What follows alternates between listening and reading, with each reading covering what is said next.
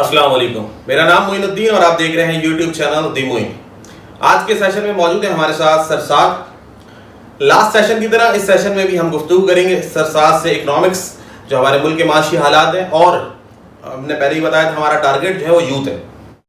आज के सेशन में बात करेंगे गोल सेटिंग से रिलेटेड। अच्छा, ये गोल सेटिंग सिर्फ और सिर्फ यूथ के लिए जरूरी नहीं है। माजरत के साथ हमारे बचपन में, आपके बचपन में, सबके बचपन में हमारे बड़े हमें एक बात जरूर बताते हैं कि बेटा अपना गोल जरूर सेट करो।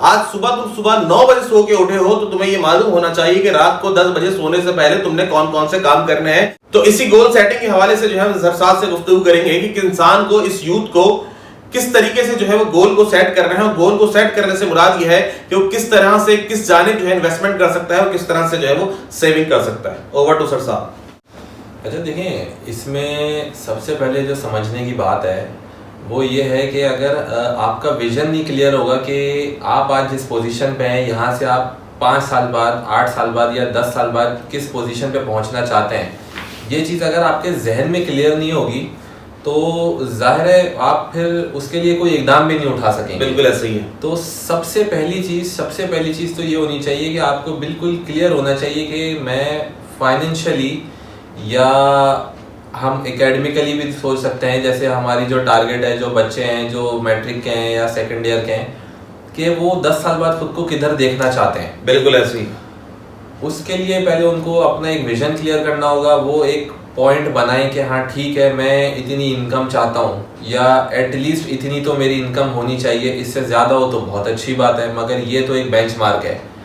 तो फिर आप एटलीस्ट कोई एवेन्यूज ढूंढोगे, आप कोई तरीकाकार ढूंढोगे कि मैं वहाँ तक पहुँचूँ कैसे।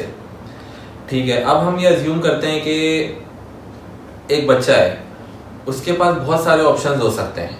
ठीक है, कि वो अगर एक एग्जाम्पल के तौर पर उसके पास 50,000 रुपीज़ आते हैं कहीं से, कि वो उसको किस किस तरीके से इन्वेस्ट कर सकता है। यानी कि वो आज उसको किसी ऐसी जगह इन्वेस्ट करे जहाँ से उसे मंथली या क्वार्टरली कुछ प्रॉफिट मिलता रहे, या सेमी एनुअली 6 महीने बाद मिलता रहे। या एक ऑप्शन उसके पास ये हो सकता है कि वो आज पैसे अपने इन्वेस्ट करे और अगले 4, 5, 6 साल, 7 साल उसको पता है कि उसे इस फंड की ज़रूरत नहीं है, तो वो एक इतना टाइम फॉरगो करने के बाद, इतना टाइम वेट करने के बाद एक लमसम उसका बेनिफिट अटेन करे। सही है। तो एक ये भी हमारे पास तरीक़ाकार हो सकता है, मगर इम्पॉर्टेंट ये है कि उसको ये क्लैरिटी होनी चाहिए कि उसने पहुंचना कहाँ है। अब देखें, अगर आपको आपकी डेस्टिनेशन नहीं पता होगी तो जाहिर है आप रास्ता नहीं डिसाइड कर सकते जाने का।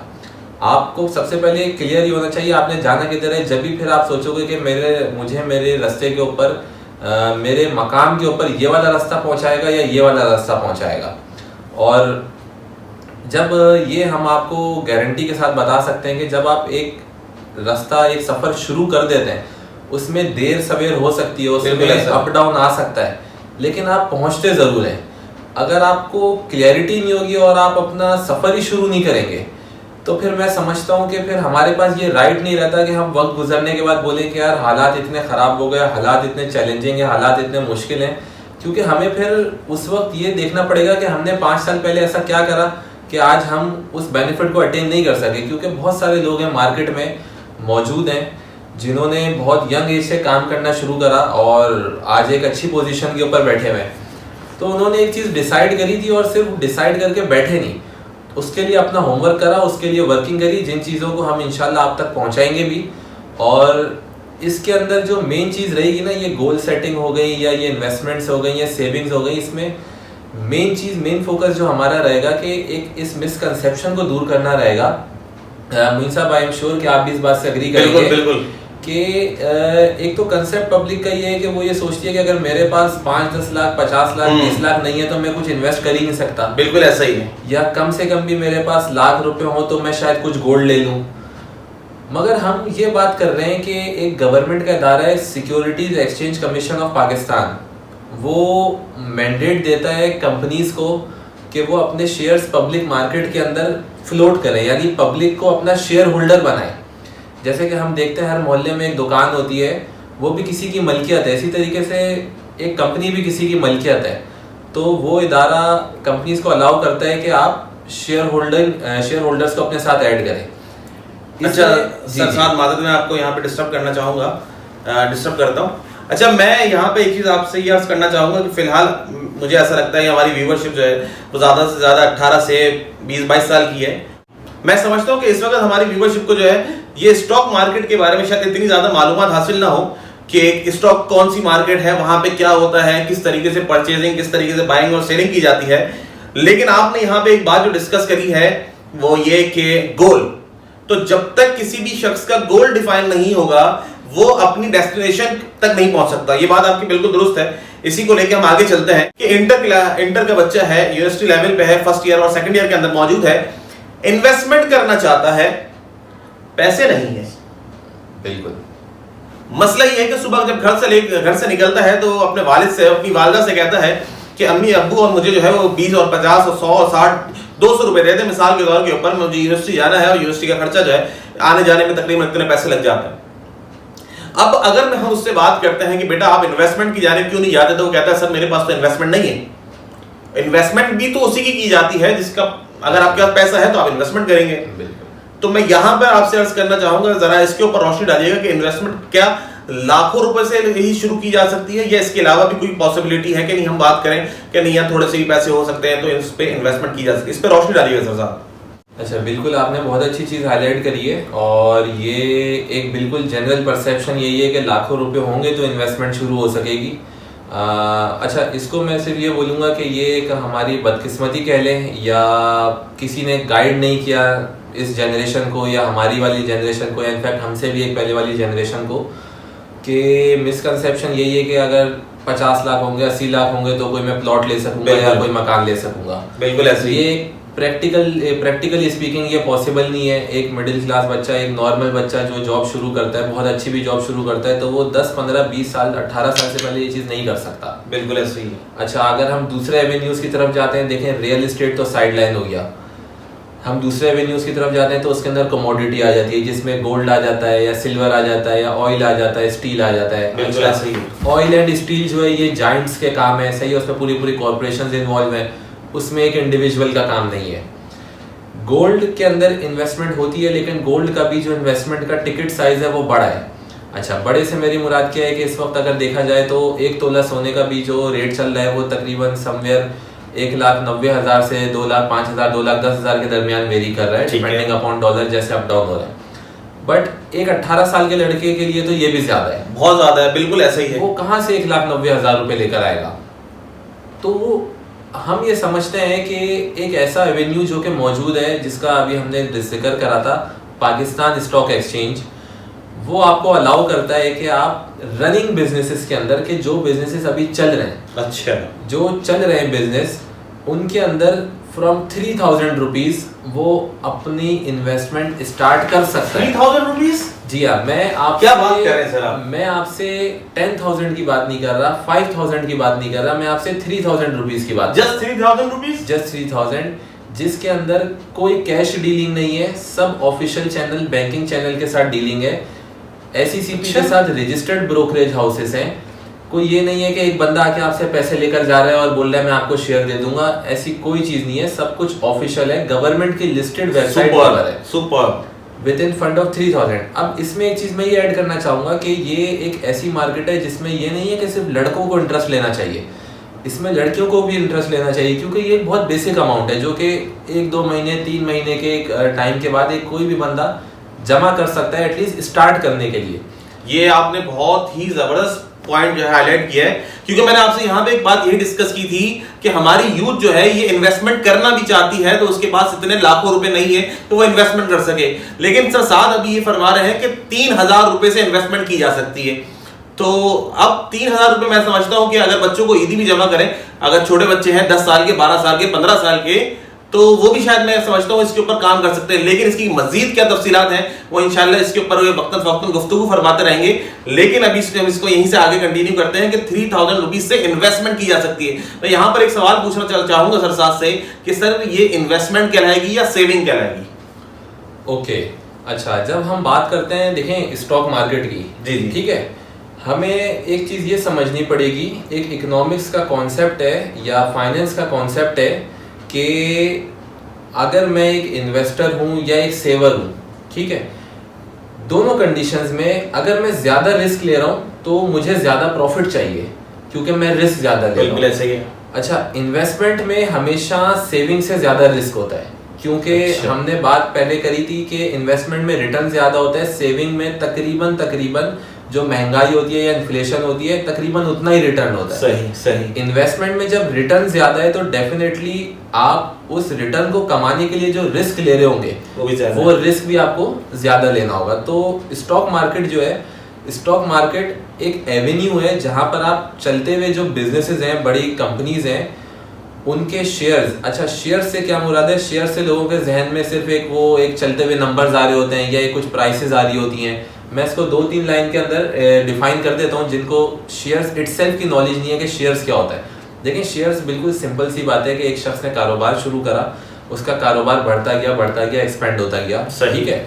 अभी वो 100% की ओनरशिप पर है, उसने अपने साथ 4 पार्टनर्स मिलाए, 6 पार्टनर्स मिलाए, उनसे इन्वेस्टमेंट ली और एक्सपेंड कर लिया, ठीक है। अब उसने अपनी प्राइवेट लिमिटेड फर्म बना ली, यानी कि उस फर्म के ओनर वो 5-6 लोग हैं, ठीक है। माशाल्लाह उसका कारोबार और एक्सपेंड हुआ। अब उसको बिलियन प्लस रुपीस की जरूरत है, यानी 100 करोड़ रुपए से ज्यादा की जरूरत पड़ रही है।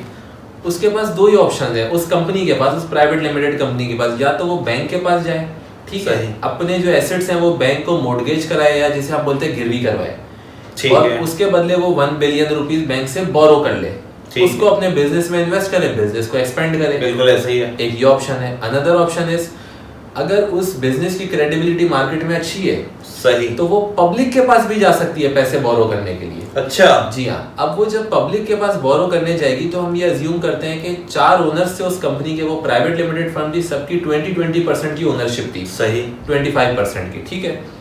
अब वो पब्लिक के पास जाती है, वो बोलती है मैं आपको 20% शेयर्स ऑफर करूंगी, सही, यानी हर जो ओनर है वो 25% से अपनी ओनरशिप 20% पे ले आएगा और अपना 5% जो है वो पब्लिक को ऑफर करेगा। बिल्कुल सही है। अब पब्लिक को जब वो शेयर होल्डिंग मिलेगी तो उस शेयर होल्डिंग को एक्वायर करने के लिए या उस शेयर होल्डिंग को लेने के लिए पब्लिक उस कंपनी को पैसे देगी, सही। उन पैसों को जो पहले सिनेरियो में कंपनी ने बोरो करा था बैंक से, सही, तो उसकी कॉस्ट थी इंटरेस्ट, जो साल के आखिर में बैंक को कंपनी ने अदा करना है।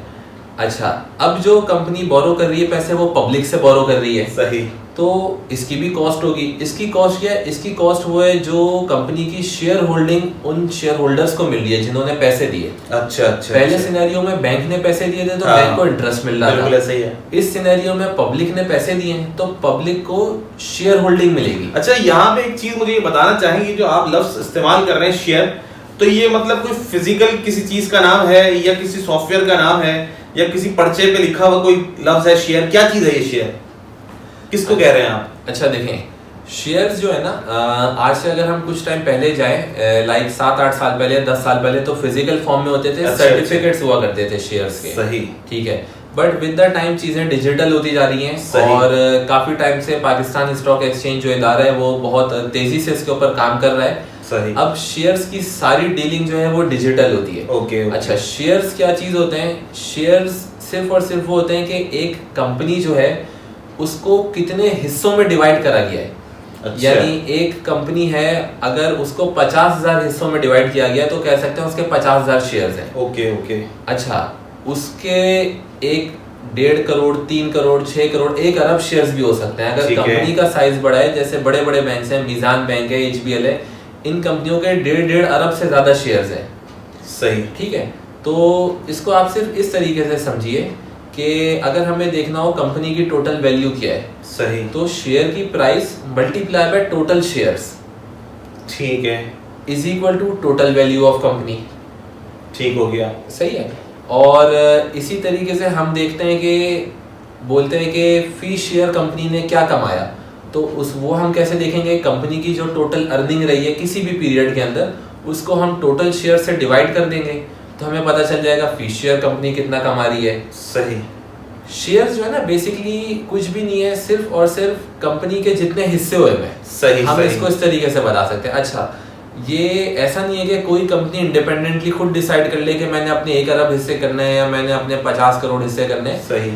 कंपनी रिक्वेस्ट करती है SECP को, SECP जो गवर्नमेंट का इंस्टीट्यूशन है वो उसकी स्क्रूटनी करने के बाद, उसके बिजनेस का एनालिसिस करने के बाद उसको ऑथराइज करता है कि हम आपको इजाजत देते हैं इतने शेयर्स इशू करने की। सही। क्योंकि अभी हमने बात करी थी कि कंपनी जब प्राइवेट लिमिटेड से इस फॉर्म में आई, जब वो अपने शेयर्स इशू करने लगी तो उसने पब्लिक से पैसे लिए। ठीक है। तो वो शेयर जो उसने पब्लिक को इशू करे वो पहले एसईसीपी ने उसे अलाउ करा हुआ था, इसलिए इशू करे। अच्छा। तो ये पूरा एक रेगुलेटेड निजाम है। सही। ये इस तरीके से नहीं है कि एक कंपनी उठी उसने शेयर्स इशू कर हाँ, दिए बिल्कुल। और आपसे मुझसे इन्वेस्टमेंट ले लिया और 6 महीने के बाद बोला कि हम तो कंपनी बंद करके जा रहे हैं। ऐसा ही है। ऐसा नहीं हो सकता है। जिस तरीके से आप बैंक में पैसे डिपॉजिट कराते हैं तो आपको श्योरिटी होती है कि आपके पैसे अगले दिन मौजूद होंगे अपनी जगह पे, कोई ये नहीं होगा कि आपके पैसे चले जाएंगे। इसी तरीके से शेयर्स जो है ये रजिस्टर्ड होते हैं एसईसीपी के पास, कंपनी रजिस्टर्ड होती है, उस कंपनी की एक बैलेंस शीट होती है, उसके ऊपर नंबर ऑफ शेयर्स, उस शेयर्स की परचेजिंग, उस शेयर्स की डिटेल्स, वो कब इशू हुए हैं, कितनी मालियत में इशू हैं, सब कुछ मेंशन्ड होता है और ये रेगुलेटेड होता है बाय एसईसीपी। सही।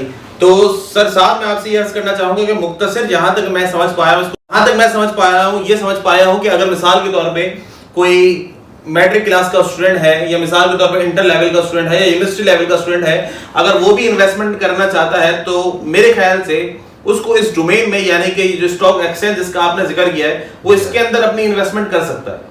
तो यहाँ पे आज के सेशन में जो हमारी गुफ्तगू रही, तो इसके अंदर कम से कम आपने हमें यानी कि यूथ को इस बात से आगाह कर दिया है कि ये इन्वेस्टमेंट सिर्फ लाखों रुपए की नहीं की जा सकती, बल्कि अगर आपने जैसे बताया कि अगर 3,000 रुपए भी हैं तो इसके ऊपर भी इन्वेस्टमेंट की जा सकती है। बिल्कुल बिल्कुल। इसमें बस मैं लास्ट बात ये ऐड करूंगा कि अब किसी भी इंडिविजुअल के पास, एटलीस्ट जो इंडिविजुअल इस वीडियो को देखेगा आज या आज के बाद कभी भी, उसके पास अब ये एक्सक्यूज नहीं है कि मेरे पास लाख रुपए नहीं थे इसलिए मैं इन्वेस्ट नहीं कर सका। That's good point. उसके पास अगर 3,000 रुपीज भी हैं तो उसको स्टार्ट करना है, वो स्टार्ट कर सकता है।